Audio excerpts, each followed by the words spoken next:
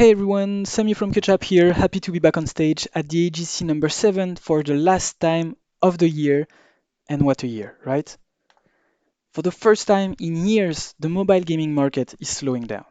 There are multiple reasons for this, from post-COVID back to normal to worldwide inflation and overall pessimistic economic anticipations.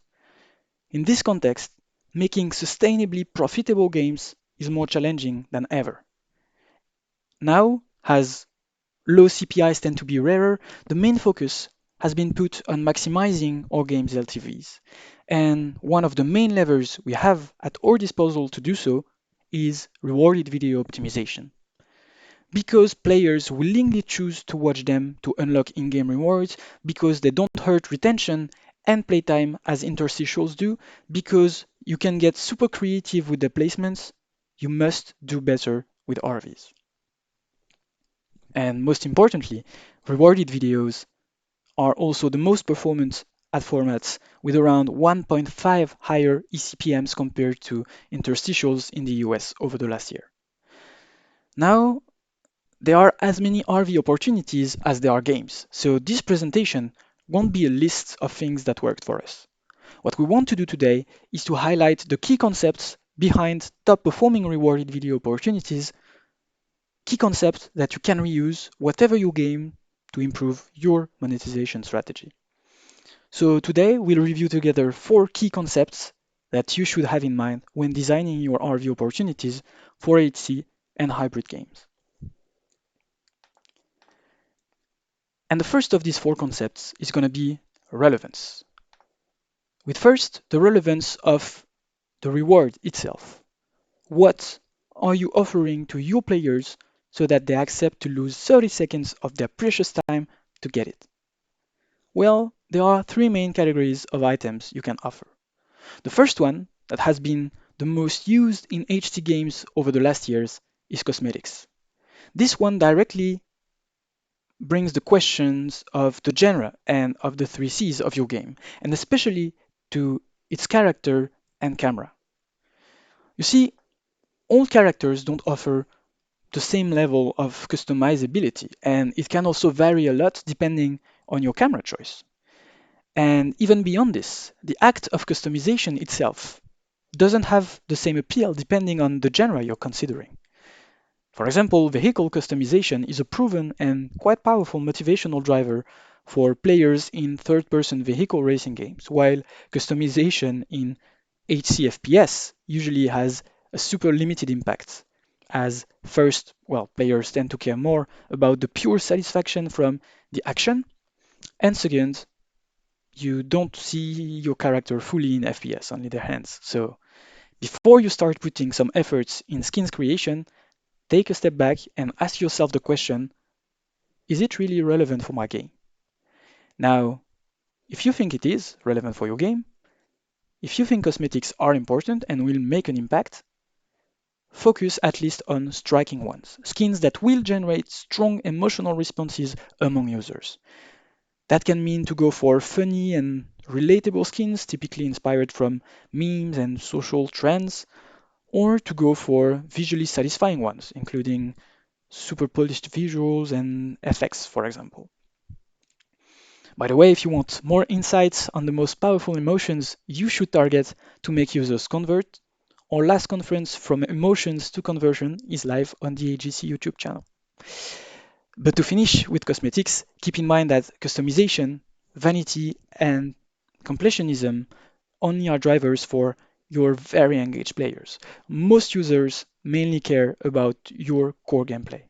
So for the majority of your players, cosmetics probably won't make a difference and will remain quite secondary and not that attractive. That's why we need to go beyond traditional cosmetics to focus on the main reason why players are downloading your game, namely its core loop. That fundamentally satisfying, concentrated part of the gameplay that convinced them to download the game after seeing the ad for the first time. What can you offer the players to make them enjoy it even more? Well, all kind of gameplay modifiers, from power-ups and stats upgrades to bonus levels and trial offers. You want to identify the main satisfaction levers from your game to build on the right ones. For example, in a game like Stealth Master, the action-based TPS from iCore game, a big part of the RV system revolves around premium weapons and heroes, items that directly impact your game's experience. And this is true in all Archero-inspired kind of games, actually. This has been the biggest ad monetization trend for a while now, and it's getting even stronger now that we focus more and more on deeper and hybrid kind of projects. Finally, you can offer currency to your players. And the first interesting thing here would be to go against a quite popular belief according to which currency wouldn't have value in itself. Well, that's not entirely true. In our societies, earning money has become more and more a survival question, more than a survival question. It's now a symbol of success and actually a life goal for some people. And whether we want it or not, this is deeply rooted in our behaviors. So, in itself, the promise to get some money, even virtual, in game, feels rewarding. And it's no coincidence that the tap timing currency multiplier remains one of the top performing placements, whatever the game and whatever its meta. Now, that being said, it is true, the value and desirability of your currency is highly dependent on what you can acquire with it. So, what can you purchase with that money? And most importantly, are the different money sinks clearly and easily identifiable in your game? Are they regularly pushed to the players or hidden in secondary submenus of your shop? And if they are visible, are they desirable? This actually brings us back to the value of the cosmetics and gameplay modifiers that you offer. And finally, there's the question of the amount of currency that you're offering. The amount itself. Big numbers are just more appealing. It feels better to earn 1,000 coins than just to earn 10 coins. But also the amount compared to purchasable items value. If you want players to watch ARV to get some currency, it needs to bring significant value. So yeah, to sum up, a relevant reward for ARV placements needs to bring some value, and in 2022 and 2023, the most efficient way to do so seems to be to focus on gameplay modifiers. But whatever your offer, carefully think about the perceived value of that reward in your player's eyes, based on your game's main motivational drivers. That was for the relevance of the reward, the what. Then comes the questions of the relevance of the placement, the where. Where is your RV displayed and is it easily accessible? First, accessible on the screen where the RV opportunity is displayed. Remember that HC games are designed to be played one-handedly and that phones have never been as big as they are right now. Smartphones purchased in 2022 have in average 6.3 inches display, which is somewhere in between an iPhone Pro and an iPhone Pro Max to give you an idea. So when it comes to single hand use, this raises some serious challenges. And it's really important to keep this heat map in mind or to mirror it for left-handed people to not go crazy with top screen RV placement, for example. Um, so the green area here is the one where naturally that we're using naturally, that we can reach super easily. The yellow one requires some hand stretch already, and the red one is pretty much out of reach. It might sound obvious to not put RV opportunities in the red zone, but as we have to get more creative with special RV placements, like these in-level temporary boosts, for example, it's the kind of reality we can forget. For example, here, we probably went as high as possible with these temporary power-ups, and the main advice would be to make sure that most of your RVs are located in the lower yellow stretch area part at maximum. Then, beyond on-screen accessibility, how many taps away are you from your RV button? Are there some intermediary menus between players and RV? And if yes, how many of them. You might know the rule of 3 clicks in web design, which states that any button more than 3 clicks away from a user on a website won't be used. Well, it's the same concept with your game. The further away the RV button, the less likely it is to be seen. Think about your conversion funnels. If less than 50% of the players come back to visit your shop in average, is it really worth spending time and energy adding dozens of ad placements in this shop? For example, in Blob Hero, which is an amazing game by the way, some RVs to unlock characters require up to 5 taps to be found. That's a lot, even for a hybrid game, relying on very engaged audience. And here we are. So sometimes a good old intrusive but fancy pop-up is the straightest way to bring your RV to your player's attention. For example, in this game, if you shoot the heart on the map, good old pop-up is showing nowhere to escape it right in your face, right? Now that was for UI and menu RVs.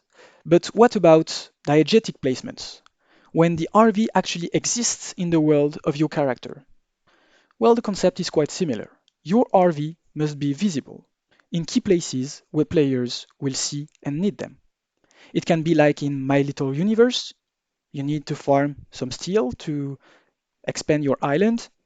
You go to the steel farming area, and right before you start digging, you have that RV opportunity offering you that nice shortcut, that nice steel package bundled right for you. Or it can be like in Johnny Trigger, they were the first hit game to introduce the unavoidable shop directly implemented in the level that you had to cross and where RV opportunities were displayed to unlock some premium weapon. And as a conclusion of this diegetic part, I would really recommend you to get creative because we have a lot of unexplored room to create some really creative things here. Like we did, for example, with the balloon flying chest that we had in crowd defense. When you shooted it, you had that pop-up to offer you a special gift.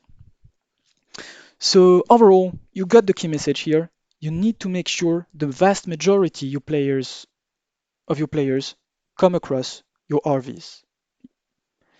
Now we've discussed the relevance of the reward, the what, the relevance of the placement, the where. We need to discuss the relevance of the way you display your RV opportunity, the how. RV pop-ups usually include two parts. The main art, displaying what you're offering, and the call to action that players need to tap. Both have a role to play in your offer's clarity and desirability. First, although beautiful is very subjective, you need to make sure that your art is as polished and as beautiful as possible. With RVs, you're selling a reward against time. This reward logically needs to look appealing to convey how valuable the reward is. So to make it fancy, make it shiny, make it juicy, as in this Legendary Hitmasters field box, for example, to improve significantly the conversion rate of your offer. Second, often forgotten comes the topic of your call to action. As in web design, it's very often seen as a detail, but it has a role to play as well in your RV's efficiency. So don't forget, when the optimization time comes for your game, tweak the colors, the contrast, the shapes, the visual feedbacks to make the most appealing CTAs around. And the good point is that the efforts you put in these UI elements can totally be reused in further projects. So it's not a time loss.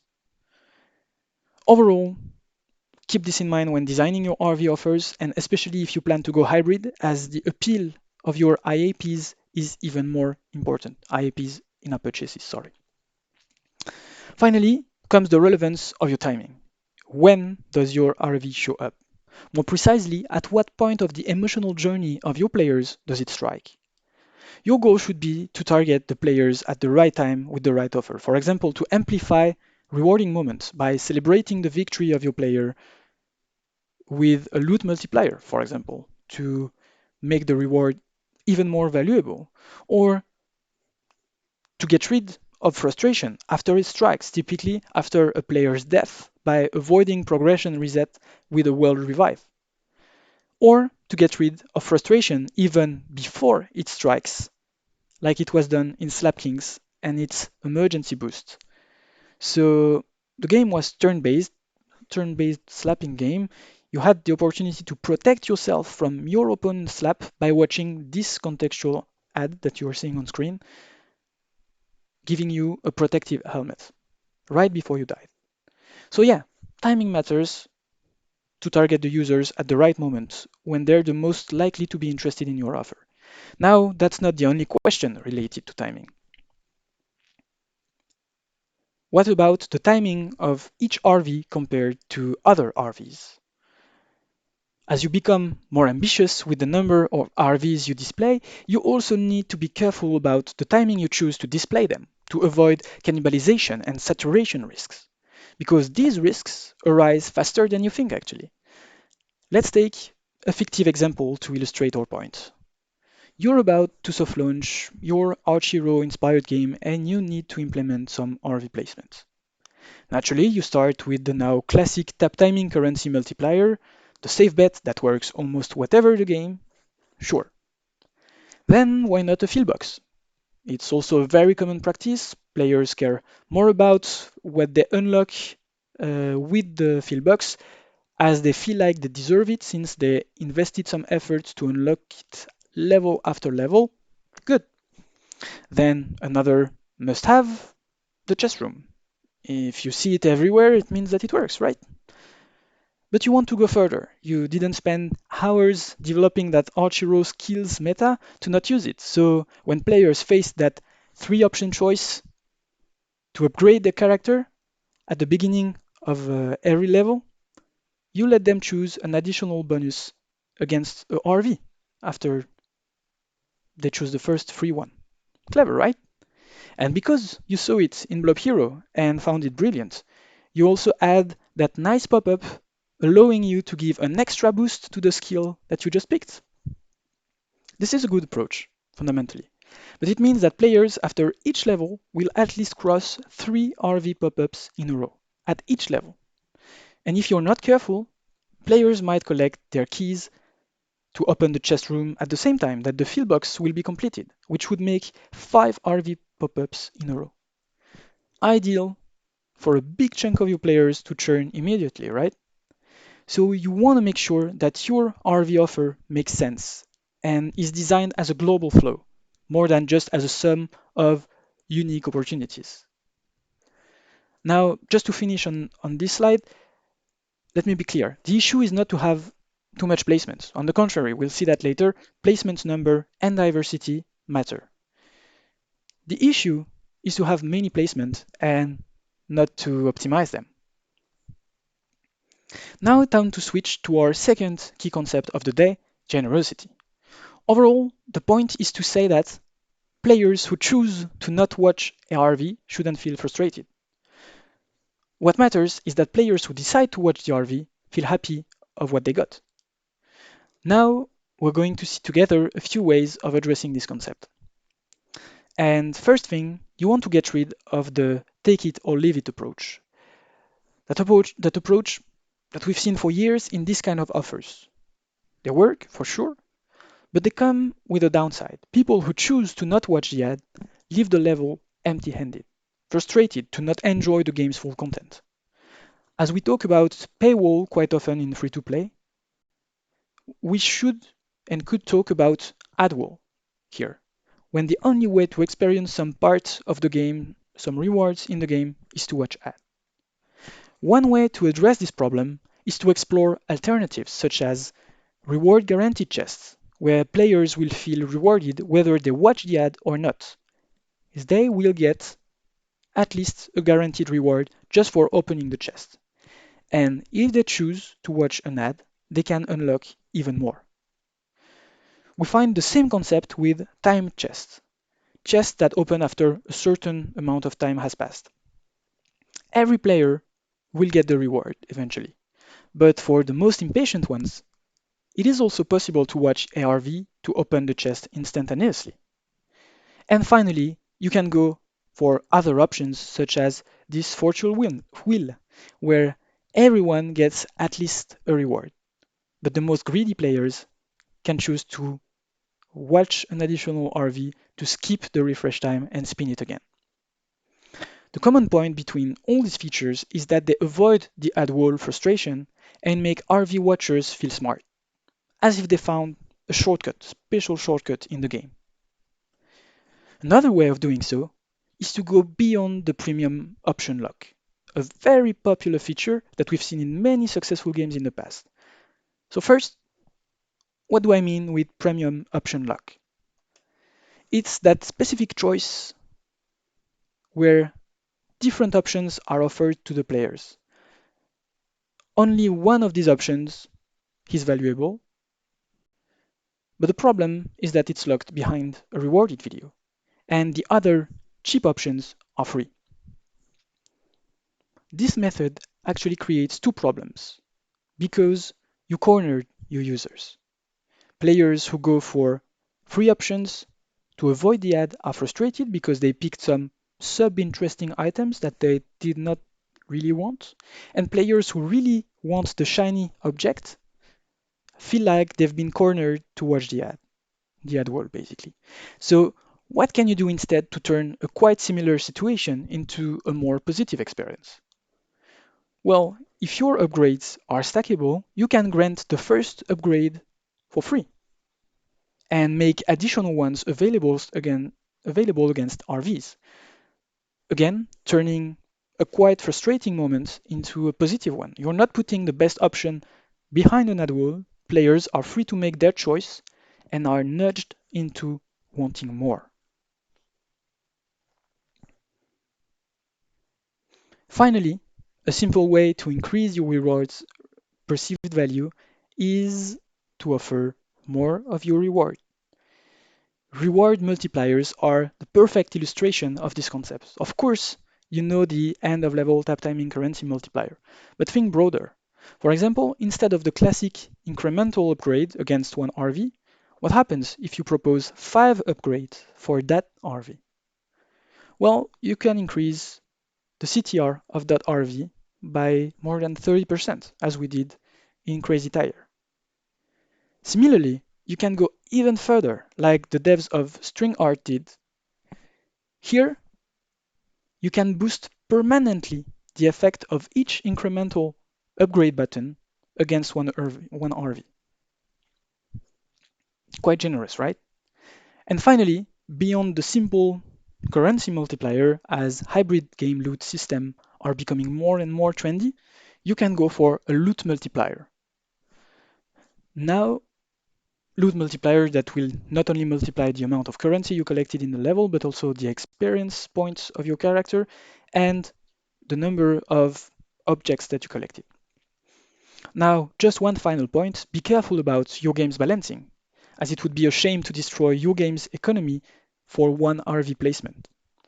And by the way, this warning is true for all methods involving generosity concept. If you give more reward or better reward, yes, it will make your users more happy, turn their frustration into satisfaction, but you'll need to carefully check your game's balancing.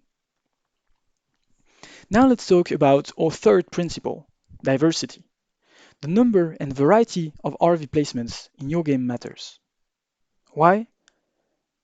Well, to trigger players' curiosity, of course.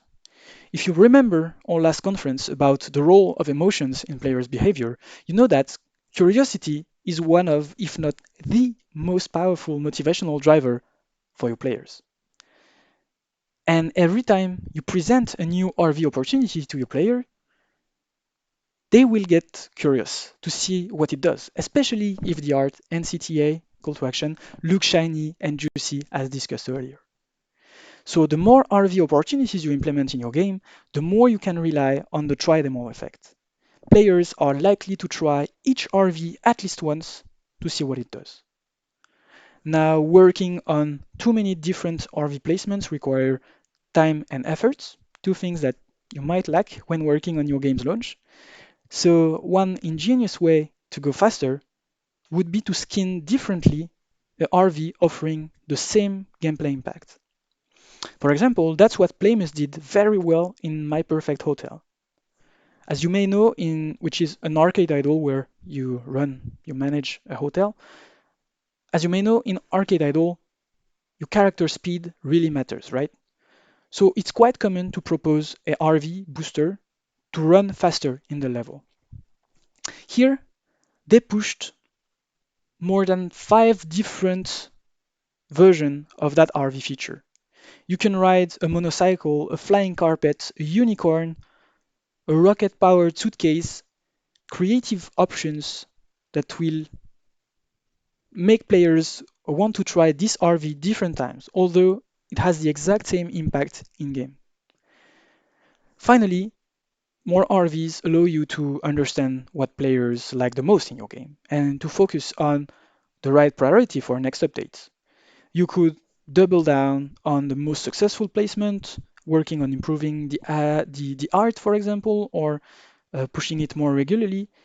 Or on the opposite, you could get rid of the poorly performing ones and better tailor your ad flow, which is leading us to our last key concept, complementarity. RVs are just a part of your monetization strategy, and you should be careful about the way they interact with other monetization pillars. First, RVs are just a part of your ad flow, and without a doubt, the most important one, but they are just one of the numerous options you can trigger. As discussed earlier, you need to be careful about the way your RVs interact with each other, but also to make sure that they don't collide with other formats. So the advice here is to experiment with your interstitials frequency, explore recent ad formats like rewarded interstitials or in-play ads that have a lot of potential, and to make sure that you find the right balance between all these formats. And to conclude this presentation, and given the current focus on hybrid production, I couldn't leave without mentioning the obvious role RVs have to play in in-app purchases introduction. RVs are, without a doubt, the ideal way to prepare players to go one step further. Use them to give players a glimpse of what they could get by paying. Like the hero purchase in Blob Hero, for example, where you can unlock a few heroes against rewarded videos to discover their unique abilities, understand what it changes in the game concretely. But then, remaining heroes will cost players a few bucks to unlock. As you may know, in free-to-plays, making users perform their first purchase is one of the main challenges economic-wise, since users who paid once are more likely to pay again, more expensive items. So with RVs, you have the solution to build a bridge between 3 items and the first purchase of your player. And that's it for today, guys. I hope you enjoyed this presentation and that it will help you to design powerful new RVs for your future hits. Looking forward to playing them. Until then, stay safe and let's keep in touch. Bye.